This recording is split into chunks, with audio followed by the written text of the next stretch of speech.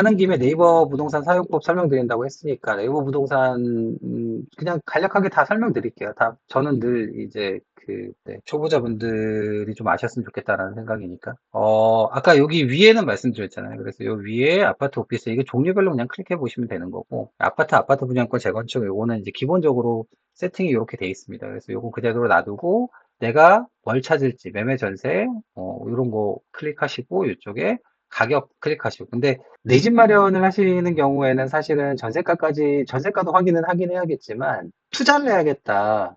그 다음에 채수를 늘려야겠다. 물론 지금은 좀 채수 늘리는 그런 방식이 이전과는 좀 다르지만 어쨌건 이제 시장은 돌고 돌고 그다음에 정책도 돌고 돌기 때문에 시장에 따라서 그렇기 때문에 사실은 부동산 투자를 통해서 자산을 형성하고 채수를 늘려나가는 방식으로 자산을 형성할 수 있는 방식의 방법은 또 찾아올 거라고 저는 생각을 합니다. 그래서 어쨌건 간에 알아두면 좋으니까. 그래서 이렇게 해놓고 나서 네, 매매 전세로 클릭을 하시고 네, 요거는 그래서 조건 삭제를 보통은 합니다. 그냥 일단 볼 때는 투자 매물 확인하거나 이럴 때는 그리고 요것도 평수도 보통은 30평대를 하는데 서울 같은 경우에는 서울 수도권에서 20평대도 너무너무 좋으니까 지방 같은 경우에 30평대를 아직까지는 계속 봐야 되거든요. 근데 서울 수도권은 그래도 20평대 보시는 것도 굉장히 좋다라고 말씀드릴 수가 있겠고 그리고 사용 승인일 뭐 세대수 요거 하는 건 아까 말씀드렸고 그렇게 해서 이제 기본적으로 이렇게 세팅하고 나서 확인을 하시는 게 되겠고요. 네, 광진구로 한번 가볼까요? 광진구 요 밑에 건대입구 근처로 좀 가볼게요.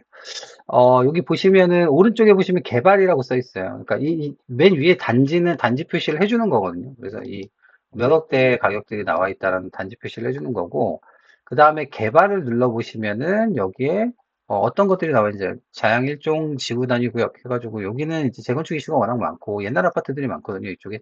그리고 자양동 같은 경우에는, 여기 요쪽에 근처에는 입지는 굉장히 좋아요. 그러니까 이 자양역하고도 되게 가깝고 요 위에 보시면 건대구역이 2호선이잖아요. 제가 책에도 말씀드렸고 영상에서도 말씀드렸다시피 서울에서 아니 대한민국에서 가장 좋은 노선은 서울 2호선입니다. 그래서 저 서울 2호선을 잡으실 수 있으면 꼭 잡으시는 게 그 이유는 아시죠? 제가 말씀드렸다시피 2호선이 강남의 그러니까 강남, 시청 이런 곳들 있잖아요. 그러니까 주요 업무지구, 서울에 3대 업무지구 있다고 말씀드렸었죠. 그 3대 업무지구들을 통과를 합니다. 그래서 특히나 강남으로 가는 노선이 제일 좋은 노선인데 2호선이 그걸 쥐고 있죠. 그래서 2호선이 가장 좋은 노선인데 여기는 보면은 2호선, 7호선 더블 역세권이죠.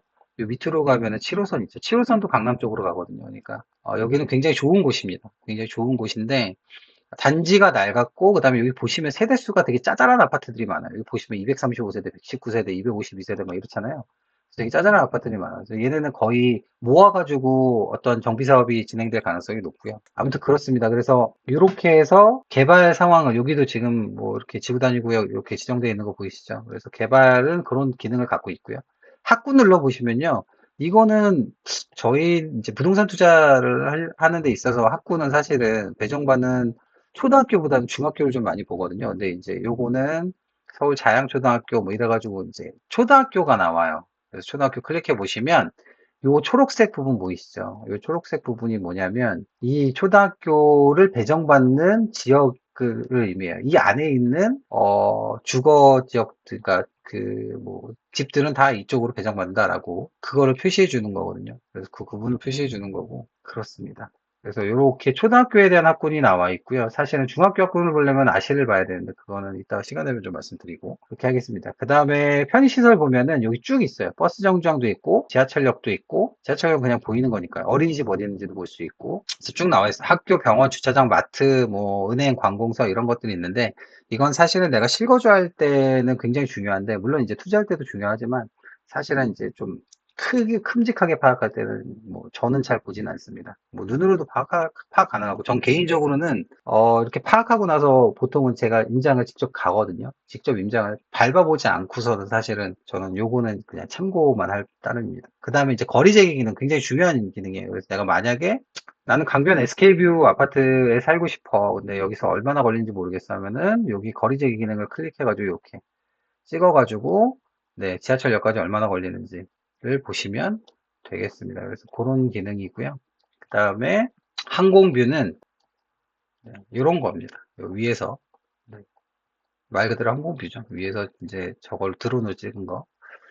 그다음에 거리뷰는 요 클릭해 보시면 여기 지금 아까 말씀드렸다시피 네, 요 보라색으로 진한 보라색으로 칠해져 있는 부분들은 이렇게 클릭하면 실제로 거리뷰를 볼 수가 있고 요 화살표를 누르면 네, 이렇게 네, 볼 수가 있습니다. 실제 거리가 어떻게 되는지. 그래서 이거는 어떻게 사용하냐면 내가 임장을 지금 당장 갈 수는 없는 상황인데, 내가 지금 보는 단지의 그 주변을 좀 보고 싶다. 혹은 그 지역의 어떤 상권을 좀, 어떤 상권들이 있는지 확인해 보고 싶다라고 한다면, 그럴 때 좀 보는 거라고 생각해 주시면 될 것 같습니다. 그래서 그렇게 사용을 합니다. 거리뷰는.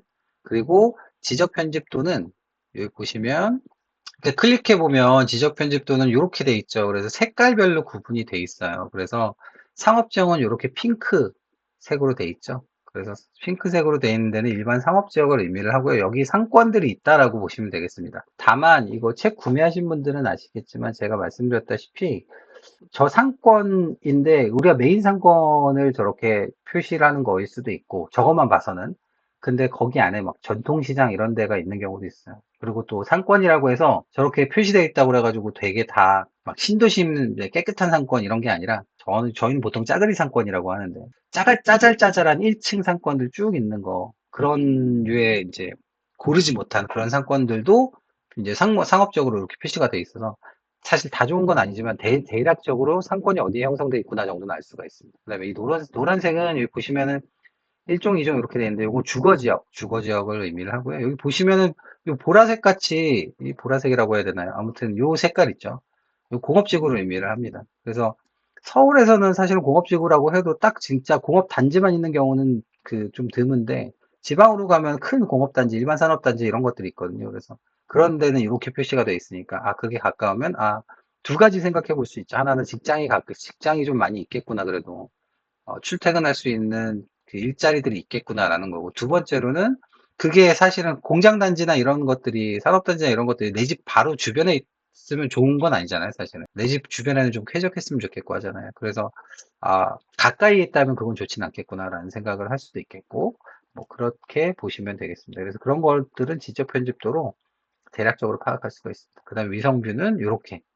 이 위성뷰는 보통은 어떤 데 보냐면, 여기 지금 제가 이제 줌 아웃을 해보면, 이렇게 해서 좀 널찍하게 보면 여기 보시면은 산들 있죠. 이렇게. 그래서 이게 서울에는 사실은 땅이 별로 없어요. 그러니까 지을 땅이 거의 없어요. 그래서 지금 정부에서도 뭐 그린벨트 해제하겠다라고 막 그렇게 발표를 하잖아요. 지을 땅이 없어요. 그러니까 공급을 해야 부동산 가격이 잡히는데 공급할 땅이 없어요.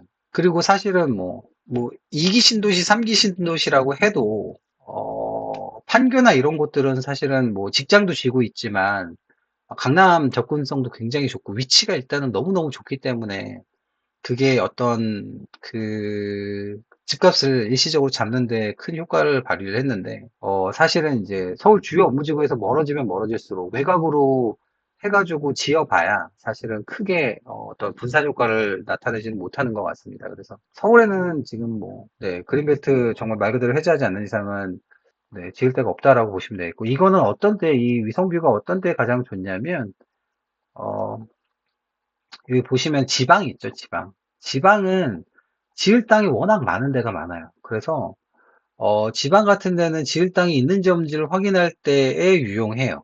그래서 이렇게 대구 같은 데는 사실은 뭐 이렇게 요런데 외곽에 좀 이제 땅이 많은 반면에 지을 데가 없는 대전 같은 곳은 네, 이런 곳들은 빽빽하죠, 되게.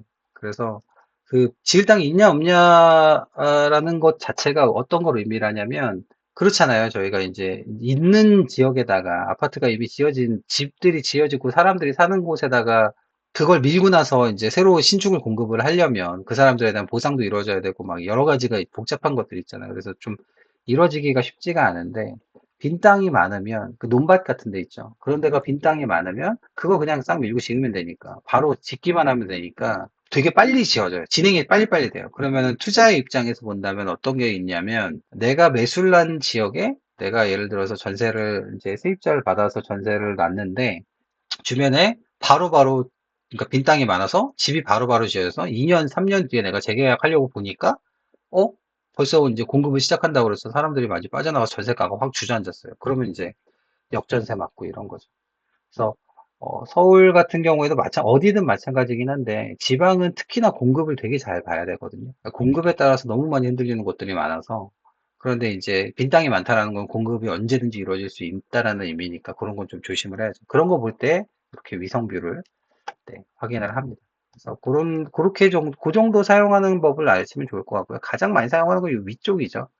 그래서 이 위쪽에 네, 조건값을 걸어 놓고 네, 확인을 하는 거 그런 게 되겠습니다.